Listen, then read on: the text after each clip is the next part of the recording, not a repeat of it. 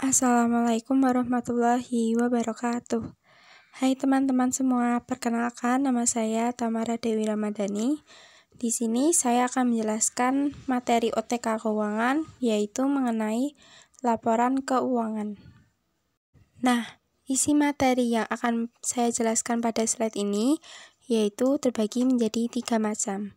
Yang pertama ada pengertian laporan keuangan, yang kedua fungsi laporan keuangan, dan yang ketiga jenis laporan keuangan.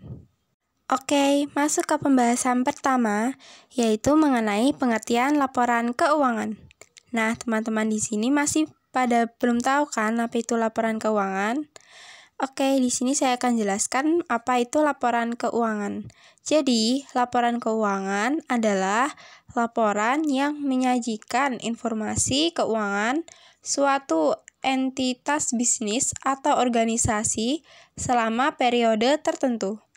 Laporan keuangan umumnya disusun oleh perusahaan atau organisasi untuk memberikan gambaran tentang kinerja keuangan mereka kepada para pemangku kepentingan, seperti misalnya pemilik, investor, karyawan, kreditor, dan pihak terkait lainnya. Nah, bisa dilihat kan laporan keuangan di sini itu sangat penting bagi setiap perusahaan. Untuk alasan kenapanya, kita akan bahas di slide selanjutnya mengenai fungsi laporan keuangan. Jadi, apa sih sebenarnya fungsi dibuatnya laporan keuangan? Di sini yang pertama yaitu menyajikan informasi keuangan. Fungsi utama laporan keuangan adalah menyajikan informasi keuangan secara sistematis dan struktur tentang kinerja keuangan suatu entitas. Laporan keuangan memberikan gambaran tentang pendapatan, biaya, aset, kewajiban, ekuitas, serta arus kas yang terjadi selama periode tertentu. Jadi di sini laporan keuangan itu sangat berfungsi untuk menyampaikan suatu informasi keuangan yang terjadi di perusahaan tersebut. Nah, lanjut yang kedua yaitu pengambilan keputusan. Jadi, laporan keuangan ini sangat membantu para pemangku kepentingan dalam pengambilan keputusan yang terkait dengan bisnis atau organisasi.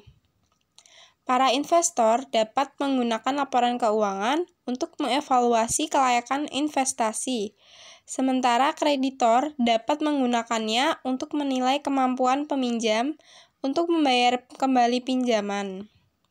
Manajer juga dapat menggunakan laporan keuangan untuk membuat keputusan strategis dan operasional yang lebih baik. Yang ketiga yaitu transparansi dan akuntabilitas. Laporan keuangan mencerminkan transparansi dan akuntabilitas perusahaan terhadap para pemangku kepentingan. Melalui laporan keuangan, perusahaan harus menggunakan informasi keuangan yang relevan dan dapat dipercaya untuk memberikan gambaran yang jelas tentang kinerja dan kondisi keuangan perusahaan. Lalu yang keempat, evaluasi kinerja. Laporan keuangan digunakan untuk mengevaluasi kinerja keuangan suatu perusahaan dari waktu ke waktu, dengan membandingkan laporan keuangan dari periode sebelumnya ke periode yang sekarang. Manajer dan pemangku kepentingan dapat melihat perubahan dan tren yang terjadi dalam kinerja keuangan perusahaan. Lalu yang kelima yaitu mengenai perencanaan keuangan. Laporan keuangan berperan penting dalam perencanaan keuangan perusahaan. Dengan melihat proyeksi pendapatan, biaya, dan arus kas di masa depan, perusahaan dapat merencanakan kegiatan bisnis, investasi, dan sumber daya manusia dengan lebih efisien. Yang keenam yaitu pematuhan aturan akuntansi. Laporan keuangan disiapkan berdasarkan prinsip akuntansi yang berlaku. Oleh karena itu, laporan keuangan membantu perusahaan mematuhi standar akuntansi yang ditetapkan dan menjaga kredibilitas dalam pelaporan keuangan.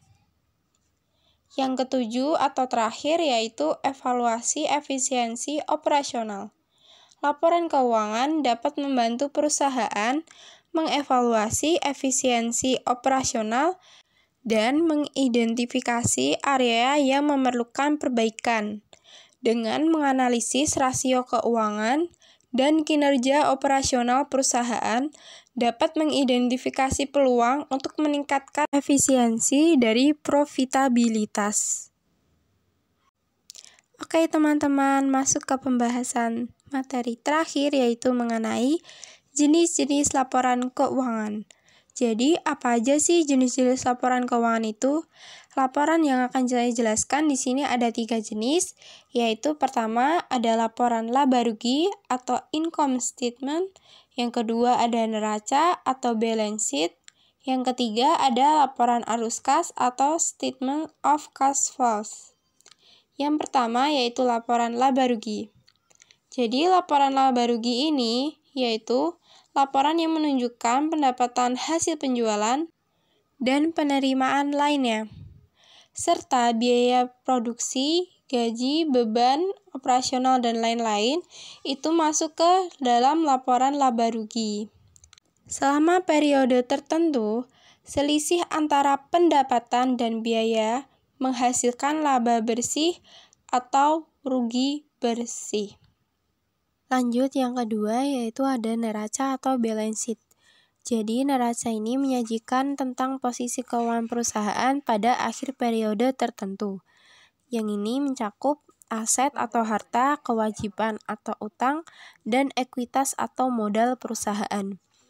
Neraca menunjukkan apa yang dimiliki oleh perusahaan atau yang disebut juga aset. Berapa banyak yang mereka hutangkan itu disebut juga kewajiban. Dan seberapa besar ekuitas pemilik dalam bisnis. Yang ketiga yaitu ada laporan arus kas atau statement of cash flows. Laporan ini menyajikan arus kas masuk dan keluar uang tunai selama periode tertentu dari aktivitas operasional, investasi, dan pendanaan. Laporan arus kas memberikan gambaran tentang kemampuan perusahaan dalam menghasilkan uang tunai dan penggunaannya dalam kegiatan operasional dan investasi. Jadi, pada intinya laporan keuangan itu sangat penting bagi setiap perusahaan.